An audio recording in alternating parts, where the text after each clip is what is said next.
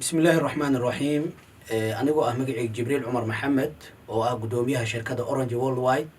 anigoo ku hadlayo afka maamulka iyo madaxda shirkadda Orange.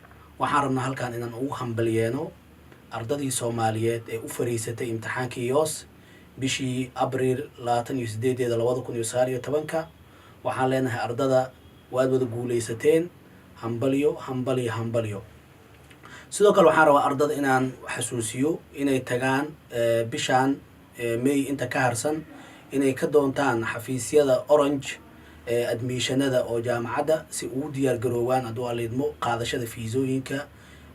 teedi kale waxaan rabaa inaan u sheego ardada Soomaaliyeed kuwa daneynayo inay imtixaanka labaad ay galaan oo YOS wuxuu dhici doonaa bisha June 15keeda 2019.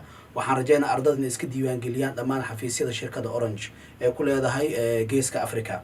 sidoo kale waxaan rabaa inaan u sheego ardada Soomaaliyeed fursad kale inay Orange u sameyn doonto ardada Soomaaliyeed oo ah tartan aqooneed oo bisha barakeysan aan u talgalnay. tartankaas oo noqon doono ka jawaab 30 su'aalood oo ku guuleyso fursad waxbarasho oo dalka Turkiga. sidoo kale ardada qaar ayaa waxay heli doonaan scholarship, qaar ayaa waxay nasiib u yeelan doonaan in laga cafiyo registration fee-ga. sidoo kale qaar waxay nasiib u yeelan doonaan registration fee-ga 50% in laga cafiyo. sidoo kale waxaan rabaa inaan u sheego ardada Soomaaliyeed inay jirto fursado cusub ee shirkadda Orange ay soo kordhisay sida jaamacadaha Qubrus oo qaybta Greek oo midowga Yurub ka tirsan. ayadan insha Allah ta'ala dhawaan waxaad kala socon doontaan page-ka shuruudaha ardayga laga rabi doono adoo aleedmo. sidoo kale waxaan rabaa bulshada Soomaaliyeed inaan la wadaago shirkadda Orange adeegyadeeda inay ku soo kordhisay sida adeega caafimaadka oo waxaan heshiis caalami la soo galnay isbitaal caalami ah oo ku yaala dalkaasi Turkiga gaar ahaan magaalada Istanbul. bukaanada Soomaaliyeed waxaan ku caawin doonaa isbitaalkaas inaan ku gaarsiino si nabad oo adeeg dhameystiran aan u qabano.